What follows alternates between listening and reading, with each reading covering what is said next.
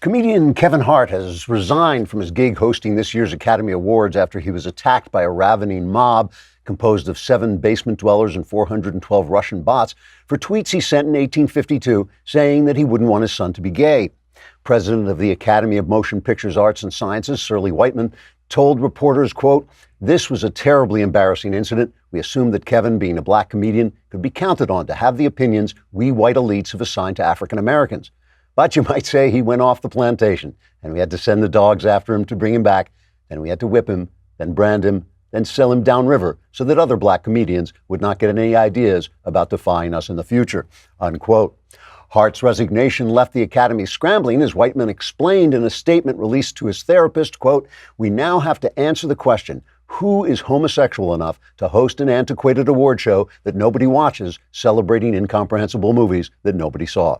After all, we have to come up with something to broadcast while normal people are out on dates, watching the reboot of the last Spider-Man reboot as it tries to elevate yet another not quite masculine actor to momentary stardom by having him get bitten on the ass by a radioactive spider," unquote. Hart's resignation marked yet another victory for a faceless mob of social justice warriors who gathered afterward to celebrate at Riviera 31, where they danced the night away costumed as coyotes and pieces of garbage.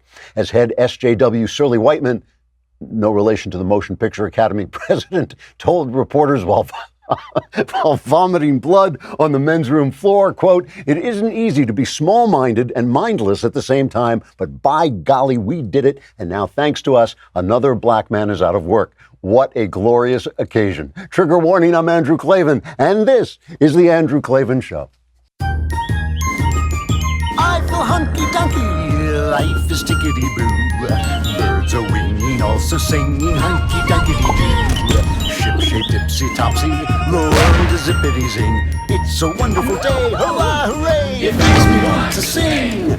Oh, hurrah, hooray! Oh, hooray, hurrah! All right, it's today the grand finale of Another Kingdom, performed by Michael Knowles and written by me, is available to subscribers. You get exclusive access to the last episode titled The Last Dragon. It really is an exciting episode, and the rest of you will get it on Friday. If you're not a subscriber, you won't be able to watch until Friday. So what are you waiting for? It is time to subscribe.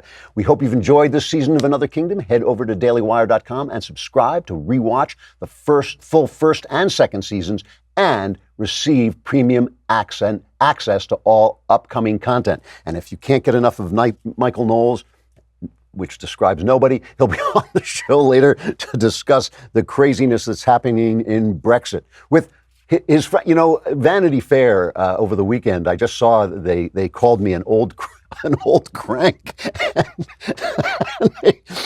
That's such an accurate description of me that it took me a beat before I realized it was supposed to be an insult.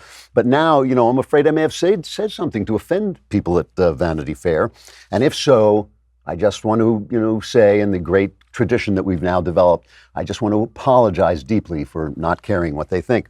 All right, now the holiday season is coming, and that means you're going to be in debt. Hooray, you're going to be in debt, and Lightstream can help you, because if you're just using your credit cards and those credit card bills come back and you don't pay them, you are going to see some interest rates that will make you go white. But you can get a credit card consolidation loan with rates as low as 6.14% APR with autopay. That's much lower than the national average credit card interest rate of, get this, over 19% APR. You can get a loan from $5,000 to $100,000, and you can even get your money as soon as the day you apply. This holiday season, save even more with an additional interest rate discount. The only way to get this discount is to go to lightstream.com/Andrew. That is lightstream.com/Andrew. Tell him an old crank sent you.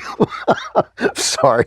Subject to credit approval. Rates include 0.50% auto pay discount. Terms and conditions apply, and offers are subject to change without notice. Visit lightstream.com/Andrew for more information. I should actually thank the people at Vanity Fair for giving me a laugh.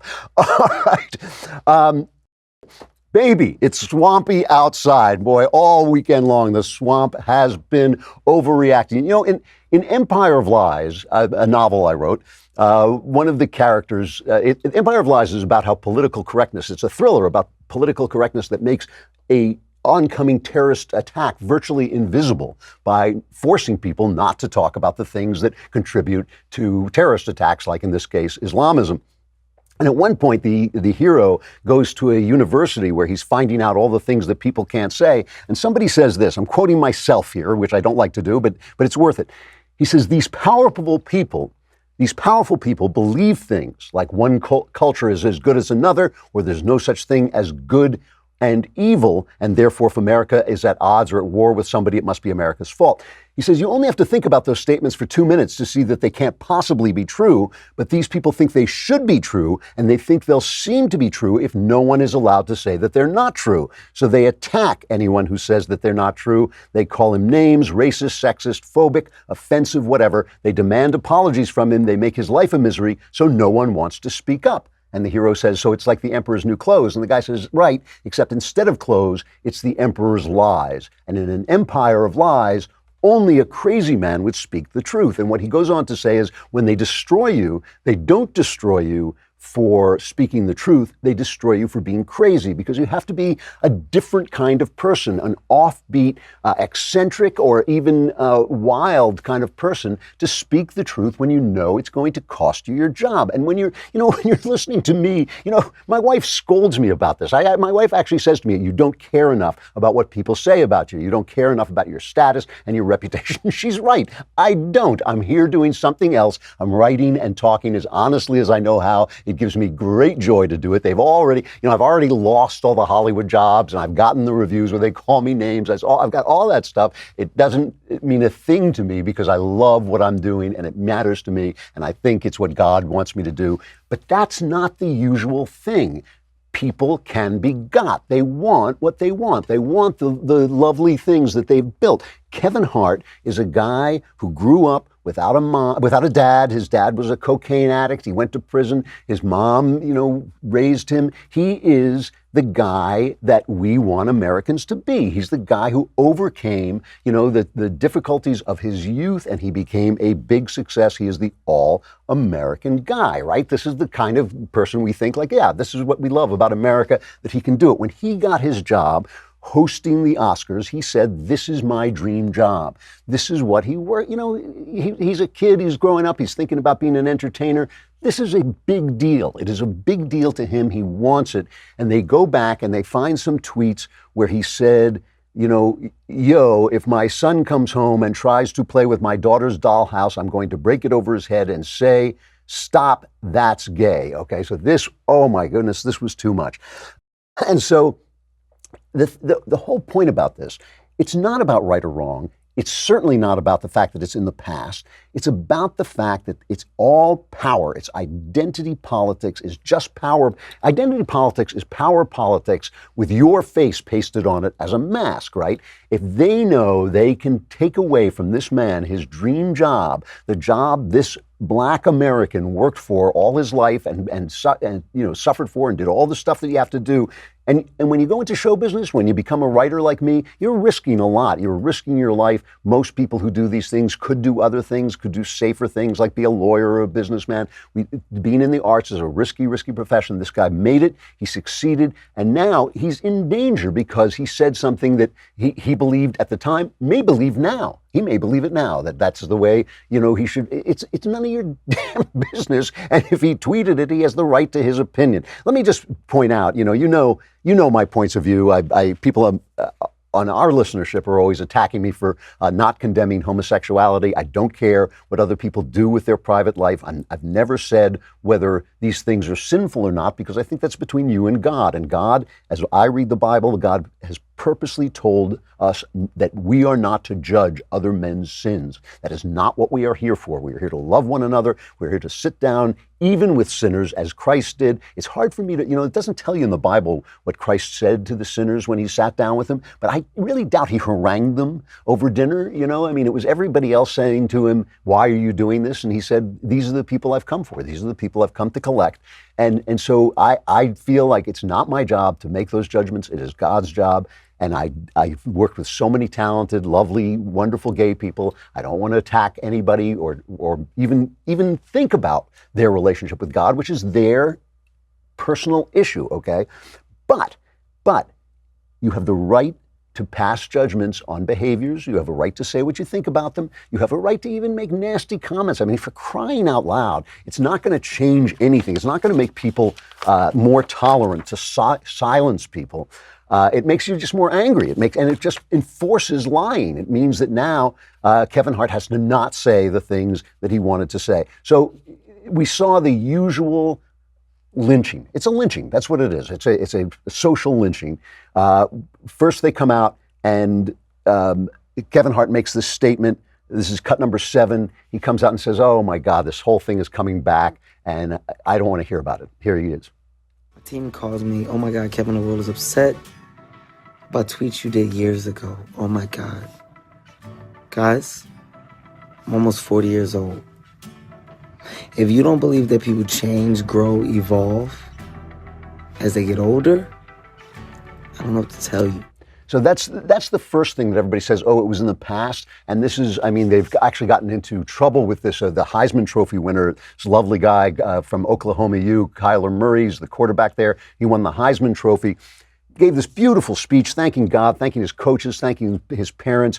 Obviously a humble guy who's worked so hard for this. USA Today goes out and finds a tweet from when he was 15 years old in which he used the word queer. He calls somebody, like that's never, no 15-year-old has ever done this before. But of course, and people jump down their throats, as they should, because he said it when he was 15. I don't care if he said it today. The guy has a right.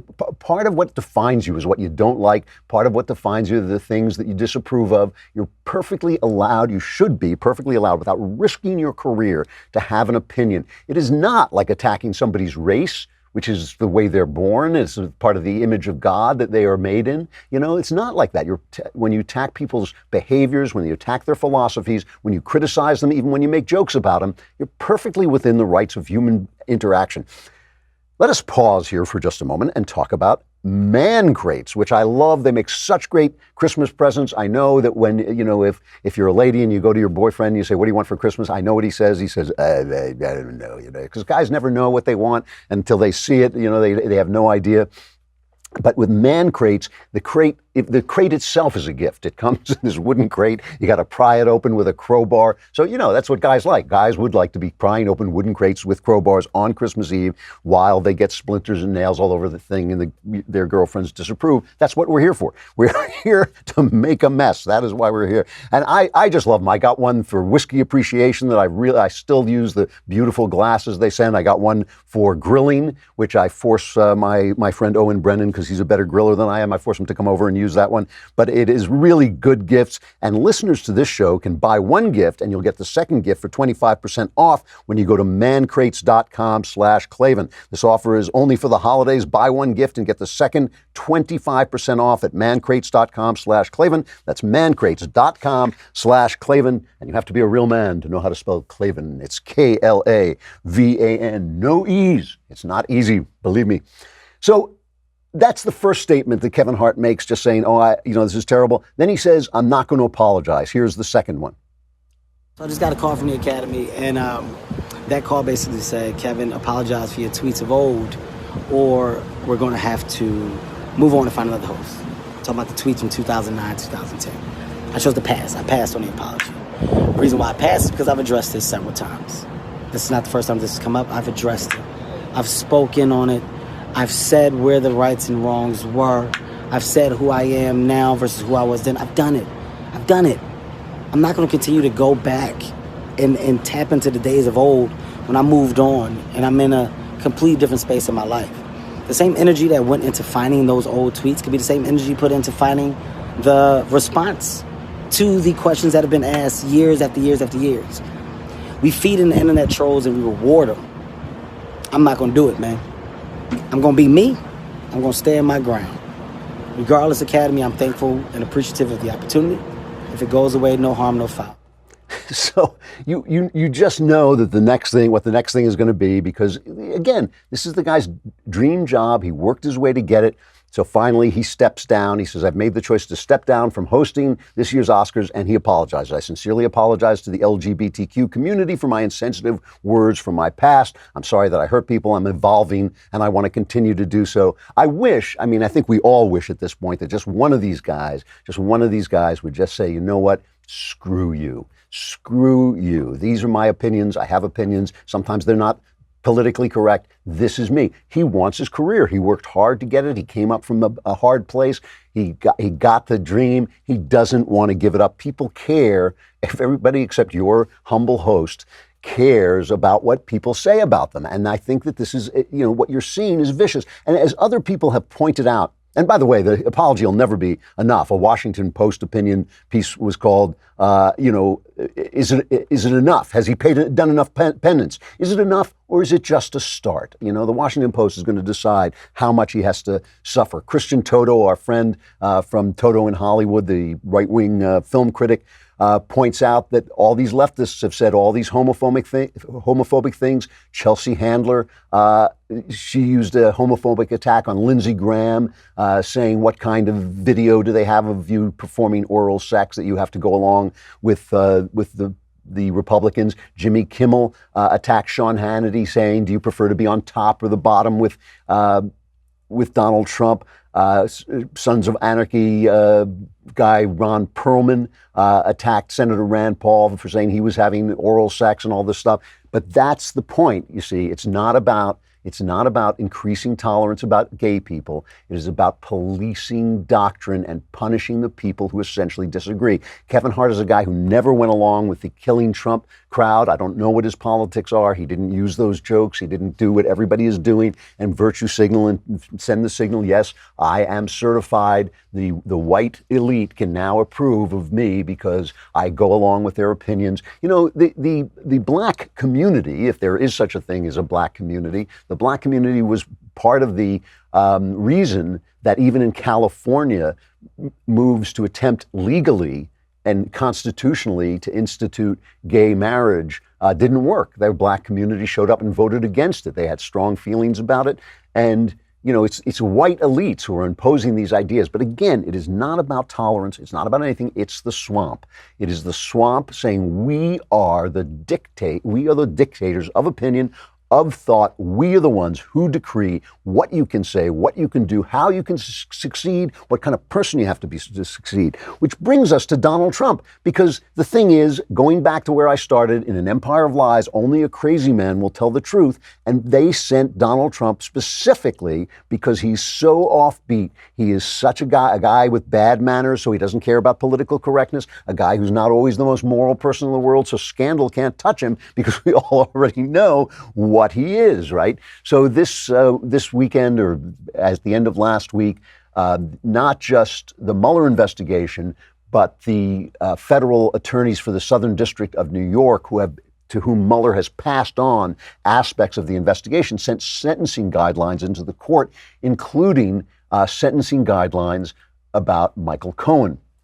Now, before I get to this, let me get to a story that was obviously leaked to CNN because they wanted it reported by a friendly source first, but it's obviously going to come out in other places.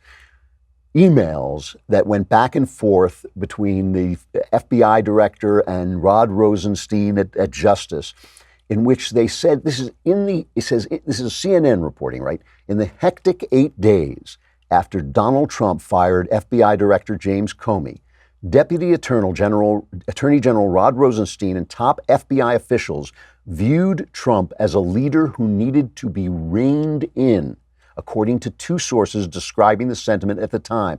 Now, these sources are giving this to a friendly source, CNN, Swamp News, right? CNN is Swamp News. They're the news from the swamp, by the swamp. You're leaking this to protect themselves. They discussed a range of options. This is Rod Rosenstein at Justice talking to FBI officials, including the idea of Rosenstein wearing a wire while speaking with Trump, which Rosenstein later denied. Ultimately, then acting FBI Director Andrew McCabe took the extraordinary step of opening an obstruction of justice investigation even before special counsel Robert Mueller was appointed, the sources said. The obstruction probe was an idea the FBI had previously considered, but it didn't start until after Comey was fired. So they were talking about this even before Comey was fired. My point here is everything you're hearing is the Justice Department and the FBI, our law enforcement agency, deciding that this was a president who needed to be reined in. The guy that you elected needed to be reined in. You sent an offbeat oddball, a guy who wasn't clubbable, who wasn't one of the elites, who wasn't a guy that people were going to be seen with.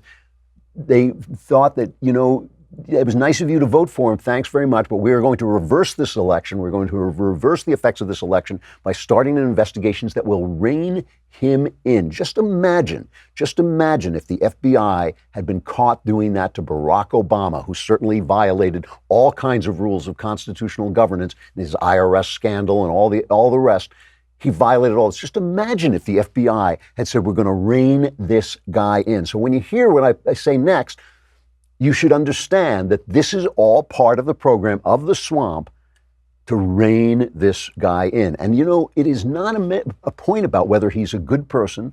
What I think of his morals and the way he's lived his life. It's not whether he's nice. It's not even whether he has done stuff that we don't like. It's the motive. It is the motive. It is not about, just in the same way, it's not about whether Kevin Hart or anybody else used the word queer or said something about gay people. It's not about that. It's about power. It is about using those things for power because it doesn't count when the other side does them, right? So in this sentencing guideline, they essentially say that Michael Cohen was guilty of violating federal election law by paying off some of the dames that Trump was sleeping with and didn't want it going around. And here's Andy McCarthy, who has been absolutely the gold standard on reporting on this. Here he is talking to Fox about what exactly he thinks this means. This is cut number 3. The Southern District of New York case, which is different from the Mueller case on Cohen, they are clearly going after the president on campaign finance violations. Yeah. And I think if you read the sentencing memo the Southern District filed in Cohen's case, it's clear that Trump is the target and he'll be indicted eventually. The guidance the Justice Department has is that a sitting United States president can't be indicted. So the president's not supposed to get an advantage from being president. All we say is that he can't be put through the criminal process while he's president. So I think what can happen is they can indict him and he could be tried down the road when he's out of office. Now, there could be real problems about that, particularly if he gets reelected. The statute of limitations on this would have long run by the time he gets out of office. But will he be charged?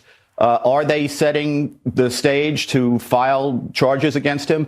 If you read that sentencing memo, I can't come to any other conclusion. See, because in an empire of lies, only the crazy man will speak the truth. Because they come after you for your crazy, not for your truth, there's always a legitimacy to it. And I'll talk about that in just a minute. But first, let me talk about Calming Comfort weighted blankets. I told you we have one of these at home. I have to admit, it actually does help you sleep. It is a weighted blanket, so it feels like being hugged. They put it on, you put it on top of yourself, and you feel like Linus with his security blanket. It just is a warm, lovely feeling. At Thanksgiving, everybody was passing around, trying it out, and you just heard them going like, ah, ooh, ee, I love this. The luxurious weighted blanket helps you relax so you can fall asleep and stay asleep naturally. It mimics the soothing feeling of being hugged for less stress, a restful night's sleep, and you experience that great feeling of being cuddled. And I'm a cuddly guy. Hey, I'm a cuddly guy, and I want to be cuddled, and this gives you that feeling. The Calming Comfort weighted blanket comes with a 90-day, anxiety-free, stress-free, best night's sleep of your life, guaranteed from Sharper Image. Right now, just for our listeners, you can go to calmingcomfortblanket.com and use promo code Klavan at checkout to receive 15% off the displayed price. Again, that's calmingcomfortblanket.com, promo code Klavan. And because you can't put a price on a great night's sleep, go online now at calmingcomfortblanket.com and use promo code Klavan for your special discount today. So you too will say, how do you spell Klavan? It's Klavan. So again, Trump sent out a tweet when all this stuff came out, totally clears the president, thank you. That's not the point. And the point is also, some people on the right were saying, how can you call this a federal campaign violation if Trump has been paying off women all along? He has been. That's probably true. But we should also think about the fact that that's our president, right? That's the kind of president we had to elect to fight with the swamp, because in an empire of lies, only a crazy man will tell the truth, only a guy like Trump. And so now they're going after him for his crazy, and we have to make sure not to get on the crazy train with him, but to defend him from what is essentially a power grab. Now, of course, the media reacted with their usual restraint. Let's listen to them. This is cut 4. If precedent means anything in the Trump era, Donald Trump must be impeached because of the crimes prosecutors say he committed in the Michael Cohen case. What does it take to get an impeachment hearing against this president? He's accused of federal crimes by federal prosecutors in New York City. The House is going to have little choice the way this is going other than to start impeachment proceedings. Democracy is at stake. And it seems to me if Democrats don't take their responsibilities seriously, they will be held responsible for what's happening. It certainly looks like they are the kind of offenses that would call for impeachment hearings into the conduct of the President of the United States. Stop the hammering! The hammering will never stop. They will never stop. Now, here's the thing, I'm not condoning paying off your cheap women that you cheated on your wife with, to keep them silent. And the idea that we as right-wingers should suddenly sit around and say, like, yeah, cool. No, that's not the point. The point is that only a guy, they are so powerful, they are so willing to destroy you. As we saw with Kevin Hart, they're so willing to take him in. Doesn't matter. Does it matter that he's a black man who worked his way up to get there? No, it does not. Does it matter that the kid who won the Heisman Trophy, same thing? Nope, absolutely not. It is what you are allowed to say. It is making sure that you all tote the line, that we're all living on their plantation. That's the whole point. And if you don't think so, just think back to the fact that the Obama campaign underreported like $2 million in campaign contributions, and there were campaign contributions that were above the limit, and the Justice Department fined them. They gave them a fine, $375,000, which was nothing compared to the fact that it was $1 billion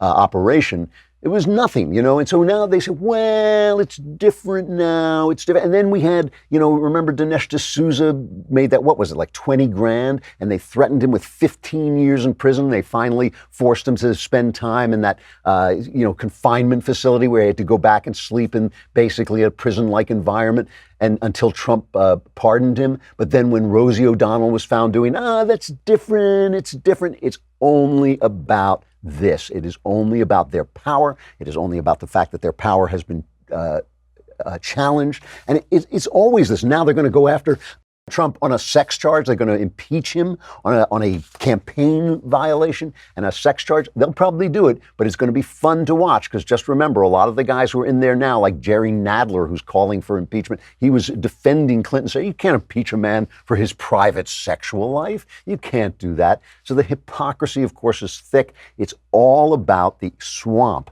defending itself. It is all about the empire of lies. They know that the kind of person who will attack the empire of lies are people like me, who are just not quite like other people. And sometimes the people like me are okay. I'm not a Trump. I'm not a guy who's sleeping around and paying people off. That's not my gig. But I am not paying attention. I am clearly not paying attention to what people are saying about me. And I haven't been all these years. So I'm a little different than everybody else. But if you're different, it's pretty clear you're going to be eccentric. It's pretty clear you're going to say things that aren't in keeping with the standards, and they're going to be able to get you. You're going to be vulnerable, and Trump is vulnerable, and the swamp is coming after him to get him. And the outcome is in doubt. We don't know what's going to happen or how much, but the point is, my only point is, it's not about the law. It's not about protecting gay people. It is just about preserving their power. And we're going to talk to Michael Knowles about how they're trying to preserve their power in England by stopping Brexit. That's coming up.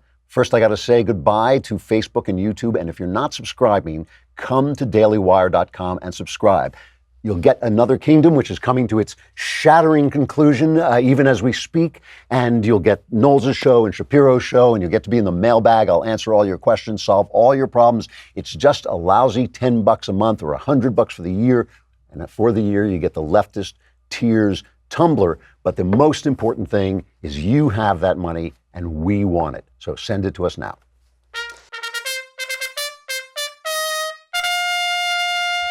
So there was an article in The Federalist about the French riots, which are still going on, and Emmanuel Macron, I never know how it is Macron has been backing down and backing down. He promised he was never going to be beaten up by the rioters, but he was. And And so now he's backing down about the gas tax and all this stuff, his pro-business stuff. But there was an article in the Federalist by Auguste Merat, and he was saying that what this really is about is the fact that France has lost its soul. And because France has lost its soul, it's losing its body, its people. He's talking about losing their religion.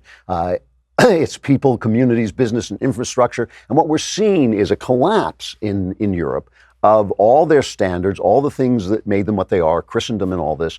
And Britain is fighting to try and get its independence back from this absolute juggernaut that is the EU, with its leftist kind of bland, anti-religious, regulatory state. And they are doing just like they're doing everything here. The swamp is doing everything here to get its power back. Same thing is happening in England. Michael Knowles. What a lovely sweater. Oh, this whole thing? Is this? This is the Old Crank official Old Crank. Merry Christmas sweater at the Daily Wire store. It really did. I saw that and I thought, well, that's true. Yeah. I am. And Nailed it. Yeah, absolutely. But then I realized they were actually being mean. They were trying to. I was confused. They called me a dapper lib-triggering troll. That's true. Which I'll take it. Yeah, it's relatively pretty good. I've never heard of a troll described as dapper, but I'll take it. Well, I would have liked to have been a dapper old crank. I wouldn't have said no to what on earth? Like, it's funny. Those guys were in Clinton's pocket. Vanity Fair. Yeah. It was a Clinton publication. I know people who wrote for them or tried to write for them. And if you said anything about Bill, you were shut down fast, and so they're just a dishonest publication. Of course. Why are they attacking us? Well, they're a dishonest publication, and it was a very long profile, but I got the impression she had never watched the shows. The only one they referenced was one episode of our backstage show, and so I think they didn't quite watch it. It was obviously going to be a hit piece coming from Vanity Fair, but that's fine. I mean, Donald Trump made it to the presidency on hit pieces, so come at me, bro. It is so. It really is true. I wrote a piece once about Rush Limbaugh in the LA Times, and it was called the Rush Limbaugh Challenge. And what it said was, all the people attacking Rush Limbaugh have never listened to Rush Limbaugh. That's I know them. Yep. They're only quoting these little lines that have come out from the left against Media Rush Matters Limbaugh. or whatever. Right. And so I said, I challenge you to listen to him. So the LA Times responded, they ran the piece, and then they responded by running the opposite piece of people attacking me. And it was all left-wingers, like the guy who did All in the Family. What was his name? Rob Reiner? No, not Rob Norman Reiner. Lear. Norman Lear. Norman It was Lear. like all guys like Norman Lear attacking me, saying, I've listened to Rush Limbaugh, and then using those quotes, those pull quotes from the left. And I thought, damn it, I knew I was right. So let them come. Let them come. Bring them on. Bring them on. They're now going after Brexit. They're now going after. So what is going on? It's like she's going to lose this, isn't she? Yes, she is going to lose this. Yeah. People are so confused over what this is because there isn't even just one Brexit deal. Well, there isn't even. What is the Brexit? The Brexit was a vote, a referendum vote on June 23rd, 2016, over 2 years ago now, for Britain to leave the European Union. The European Union, the supranational, transnational body which imposes its will on sovereign nations from Brussels, from totally unaccountable bureaucrats, on how many immigrants you have to take in, on what trade deals you have to accept, on how much salt you put in your potato chips. How much salt you put in your potato chips, a slew, the European Court of Justice, all of these regulations coming down from Brussels. And so that was the vote. Then there was an agreement text for how this Brexit was going to work that was agreed to in November of this year. So it took them 2 years, but they figured out an agreement. And the agreement is terrible. The agreement is not a Brexit. It is Brexit in name only. It fails to achieve what the people voted for, which is classic European politics. Right, of course. That's how they do it. That's the people express their will, and then that's how they do. Yeah. That's exactly right. Yeah. So there was supposed to be a vote today on the agreement that was agreed to by Brussels and by London to leave the EU. Theresa May, the Prime Minister of the United Kingdom, had to pull it because she didn't have the votes. She didn't have the votes on the left. She didn't have the votes among the Tories either. So now we have a few different options. We can have a no-deal Brexit, so there's no agreement. It just happens, and then the EU is left temporarily without any trading partners, with chaos all around. Then there's the other option, which is a last-minute renegotiation. That's what May thinks she's going to get right now. She's flying all over Europe right now, trying to get people to give her a better Brexit deal. And the final option is another referendum. This is what George Soros wants. And this is no conspiracy theory. Soros has publicly talked about this. He is campaigning for another Brexit vote next year, because the left is going to count those votes until they get it right. Man, see, you're just anti-Semitic. That's Soros, it. You're Soros right. is a deeply devout Jew. An Orthodox practicing Jew. That's right. Yeah. So what is wrong with this deal? This deal that May negotiated with Brussels. She had these red lines. And these red lines are a lot like Barack Obama's red lines in Syria. Yeah. They get a little pink, then they get a little clear, and they're Then they're gone, transparent. yeah. So one was that Britain will leave the single market and the regulations imposed by the European Union. According to this new Brexit deal, okay, that happens, but then Britain has to agree to a common rule book, which just coincidentally are all of the European Union's single market regulations. No kidding. So Seriously. it's non-Brexit. It is not. So that's So when non-Brexit. Theresa May said Brexit means Brexit, what she meant was Brexit. Nah, it doesn't mean Brexit that. or something like that. Yeah, Something like it means- Brexit. I mean, it says Britain was supposed to leave the customs union and be able to have free trade deals with non-EU members. What's going to happen under this deal is that Britain is going to stay indefinitely in that customs union, and it will only be able to leave by the consent of the EU. Yeah. And guess what? Yeah. EU ain't going to give it. It said that Britain was going to have to be out of the Court of Justice, the European Court of Justice. Guess what happens? Well, under this deal, they're going to stay in the ECJ on regulations and trade, and the UK courts are going to have to follow their rulings. But it's still a Brexit. Wow, really? Oh, yes. Really? So this was a total failure. It's on a her farce. part. It's a total farce. And she just, she lost her majority, right? She Yeah. lost her. So she just, does she not have the power to do it? Or if she followed Brexit, if she went in and got a hard Brexit, what would happen? Would she get the votes then? Well, look, she voted to remain. She voted against Brexit. She said ever since she took control as prime minister, she's going to advance Brexit. But a lot of Tories, a lot of people in her party, did not want this. And so, And a lot of people on the left do, you know. And a lot of people on the left do. They think they're too pro-business, basically. That's right. You know, the right opposes the European Union because of sovereignty, Right. because of questions of liberty. The left opposes it because they view it as cronyism, corporate capitalism. They think it's an impediment to nationalizing certain industries.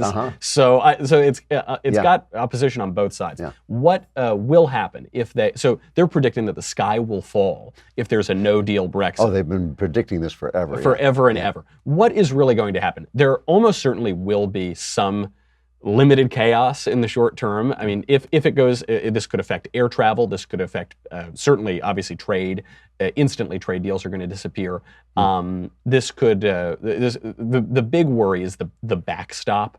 So what the backstop is, the backstop plan is avoiding a hard border between Northern Ireland and the Republic of Ireland. Sure. The Republic of Ireland stays in the EU. Northern Ireland leaves as part of the Brexit. Right. So they're saying, well, if there's going to be a hard border, it's going to divide up Ireland. It's unworkable, and they're not going to do a hard border, so there's no real Brexit. Nonsense. This is total nonsense. There was a common travel area for 50 years before this. Yeah, that's right. Yeah. That is a made-up worry. So much of this trade stuff, they keep saying we'll have no trade with the rest of Europe. I thought, like, why? Because they won't have boats. You know? That's right. Yeah. Like, how will we get across the channel without a, you know? But let's. I mean, it's not going to be an economic catastrophe. Right. They'll just negotiate trade deals. It's not a big deal. Yeah. Let's say that there is in the short run. This is the argument. Let's say that in the short run, stocks take a hit, the pound takes a hit, whatever. The question is sovereignty. The question is who runs your country. Is your country being run by unaccountable bureaucrats out of Brussels who have nothing to do with you or your traditions or your culture? Who, by the way, profit in a decline, in a decadent world, the elites do well. That's right. You know, that's right. That's exactly right. It's the guys in the middle of the country, the guys who work for a living who get screwed. That's right. Yeah. And so, what are you going to prioritize? What I look at this as a terrible, scary lesson that Americans should take. When you enter into these supranational, international organizations, you can't leave. You know, it's funny. There are people, especially on the right, but there are people who look back and say that Lincoln was wrong when he elevated the Union above liberty, and that the Confederacy should have been able to leave. And of course, it's the evil of slavery that only makes that issue confusing, because we all knew that this had to end, and it was an absolute crime against humanity. It had to be stopped, and all this, but if you leave that out for a minute, if you can mentally put that aside, the Confederacy, the states entered into that agreement with the thought, if we don't like it, we can leave. And the fact that it became a civil war actually was a violation of that original agreement. Once you're in, you can't, it's like the mob, Right, once you're pull in, you back out. Just when you think you're out, they pull you Big back in. man! I know I'm confusing a few movies here, but that's certainly right. And rather even than some normative judgment about it, this should be this way, shouldn't be this way, there's just a positive realization. This is the way that these organizations work. Yep. Once you are in them, it is virtually impossible to get out of them. And if you look at the history of Europe, Britain has a history of not getting involved with things that all the rest of Europe has gotten involved with, like the Inquisition, like the Napoleonic conquest, like the Nazis. There's one thing. There's again and again these bad things, like a stain, have spread over Europe. This little island in the North Sea has actually stayed clear of them, and they're actually following in that tradition. They're more connected to us than they are to the rest of Europe. That's exactly right. And I think there are some people even on the right who have this romantic notion of a unified Europe, the unified West, and I get it. I totally get it. I loved I like the Roman Empire. I like various parts in the Middle Ages. I like various empires that existed.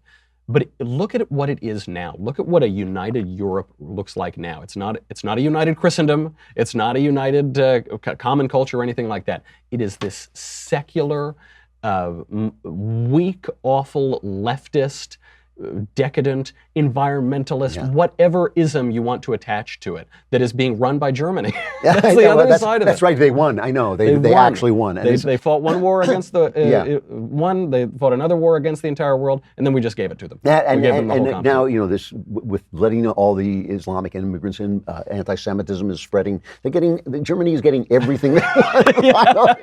It just took them. I always used to say, if anybody really wanted to get rid of the Jews, you just be nice to them and they'd assimilate. Because you keep killing them, they just said, "No, I'm still here." All right. What do you know? What our show is ending? Another Kingdom. This is it. This is it. I was at church. I was at a church in Orange County yesterday, and someone heard me speaking, and she goes, "Michael, I is like, that's you, isn't it?" And I said, "Yeah." She goes, "I love the show." I said, "Thank you." This has happened to me on multiple occasions, I've told you. I said, "Oh, thank you, though. That's very nice. I love doing the show." She goes, "Yeah, you got to tell Drew. It's so good. I'm on episode 8. I'm a little behind." That is great. And the numbers have been terrific. I mean, people really seem to be loving it. That's right. Yeah. So this is the last one. And I will say, because I didn't write it, that I can be boastful about it. It's so good. The last episode is so good. It was powerful stuff. It's just excellent. So if you're a subscriber, you get to watch it now. And if not, haha. What are you talking about on your show? Today, I'm going to apologize for everything I've ever said. I'm really sorry. Just a little preview. I'm sorry. I'm sorry. I'll never say anything again. I'm just sorry I don't care that they don't like me. That's right. Yeah. I feel bad about that. All right. Thank you. I'll talk to you later. Good to see you. Our crappy culture.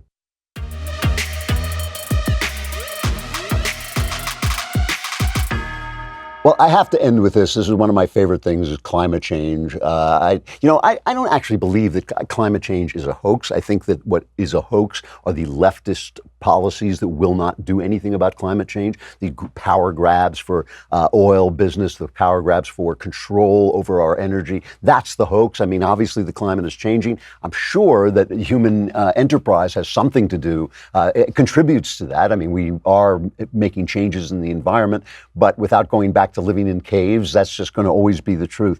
But the thing that they're fighting for is not to save the climate, just like they're not fighting for tolerance to gay people. They're fighting to make sure they have control over your thoughts. They're not fighting to enforce the law on Donald Trump. They're fighting to make sure he doesn't take their power away. In the same way, they're not fighting for the climate. They're simply fighting for that power grab. And you can see it in this guy. I love this cut. This is Jacob Ward. He is the new technology reporter for NBC. And he talks about recent disasters and why they should be great, because they bring climate change to you personally.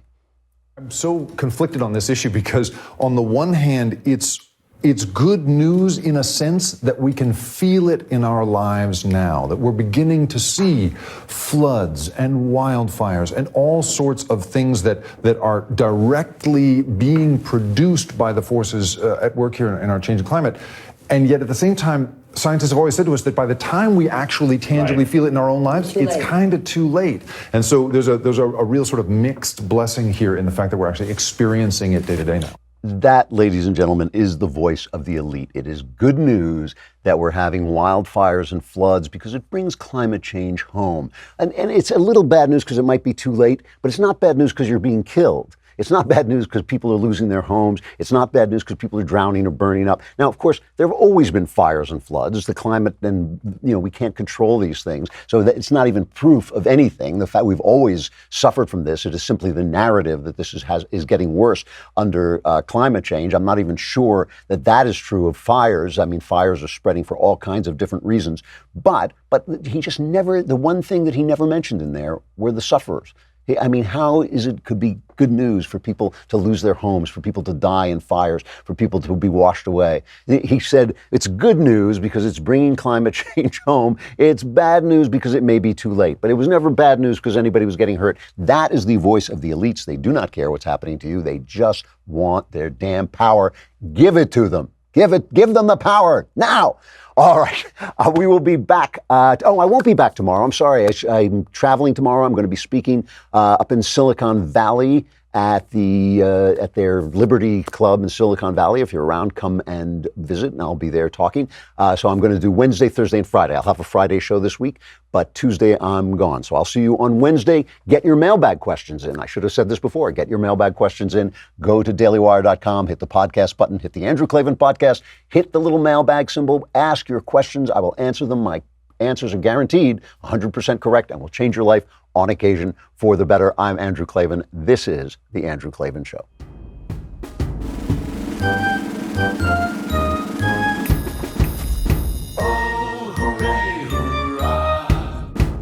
The Andrew Klavan Show is produced by Robert Sterling. Executive producer, Jeremy Boring. Senior producer, Jonathan Hay. Our supervising producer is Mathis Glover. Technical producer, Austin Stevens. Edited by Alex Zingaro. Audio is mixed by Mike Cormina. Hair and makeup is by Jesua Alvera. And our animations are by Cynthia Angulo and Jacob Jackson. The Andrew Klavan Show is a Daily Wire Forward Publishing production. Copyright Forward Publishing 2018.